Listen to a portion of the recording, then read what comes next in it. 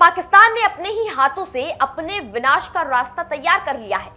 एक समय था जब इस्लामाबाद और तालिबान के बीच भाई भाई जैसा रिश्ता था, लेकिन आज वही भाई एक दूसरे के खून के प्यासे हो गए हैं।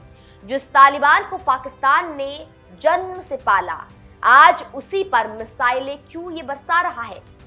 काबुल के जो अस्पताल पर हुए हमले हैं, उसकी डुरंड लाइन पर जो घमासान मचा हुआ है, आखिर ये सब क्या हो रहा है। आखिर कैसे एक रणनीतिक हथियार अब पाकिस्तान के ही गले की फांस बन गया है।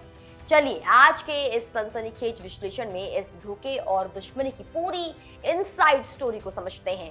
पाकिस्तान और तालिबान के रिश्तों का इतिहास जितना गहरा है, आज की दुश्मनी उतनी ही कड़वी हो चुकी है। 1990 के दशक से लेकर 2021 में काबुल की सत्ता पर तालिबान की वापसी तक पाकिस्तान को उनका सबसे बड़ा समर्थक माना जाता था। पाकिस्तान के सैन्य और खुफिया तंत्र आईएसआई पर हमेशा आरोप लगे कि उन्होंने तालिबान को सुरक्षित ठिकाने, हथियार, इलाज और रणनीतिक मदद दी।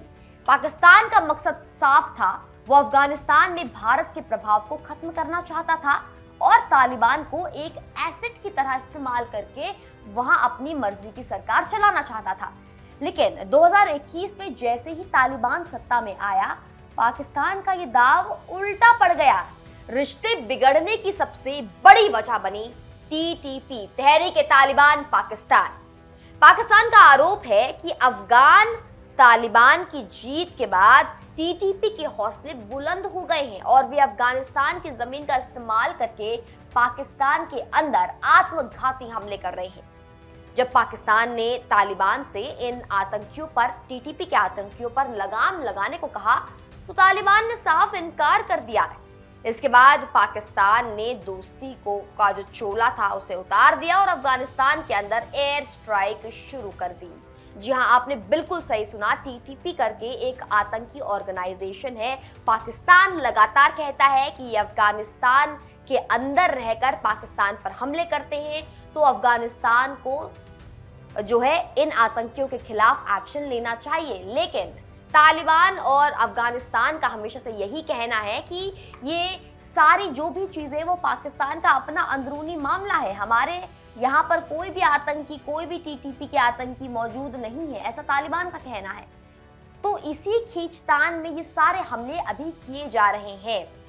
अब हाल ही में काबुल के एक अस्पताल पर हुई भारी बमबारी, जिसमें सैकड़ों मासूम मारे गए, इस सारी चीज ने इस आग में घी डालने का काम किया है। अब हालात खुले युद्ध जैसे बन चुके हैं, जहां तालिबान ने पाकिस्तान के हमलों को बर्बर बताते हुए करारा जवाब देने की चेतावनी दी है। इस पूरे टकराव के पीछे पाकिस्तान की जर्जर अर्थव्यवस्था और आंतरिक अस्थिरता भी एक बड़ा कारण है। जहां एक तरफ पाकिस्तान आईएमएफ के कर्ज और महंगाई से जूझ रहा है, वहीं दूसरी ओर वो अपनी जनता का ध्यान भटकाने के लिए पड़ोसियों के साथ युद्ध जैसे हालात पैदा कर रहा है। पाकिस्तान ने कभी नहीं सोचा था कि जिस तालिबान को उसने अपनी ढाल बनाया था, वही एक दिन उसकी संप्रभुता को चुनौती देगा। आज डुरंड लाइन पर होने वाली झड़पें और काबुल में बरसती मिसाइलें इस बात का सबूत है कि पाकिस्तान की गुड तालिबान और बैड तालिबान वाली नीति पूरी तरह फेल हो चुकी है। विशेषज्ञों का मानना है कि भरोसे की इस कमी और सीमा पार आतंकवाद ने इस युद्ध की नींव रखी है, जिसमें जीत किसी की नहीं होगी, लेकिन नुकसान सिर्फ मासूमों का ही होने वाला है, जो हर युद्ध में होता है। मिडिल ईस्ट में छिड़ी इस जंग में भी मासूमों की ही बलि चढ़ रही है, लोग मर रहे हैं, मानवता खत्म हो रही है और हर युद्ध के अंत में आखिर यही होता है।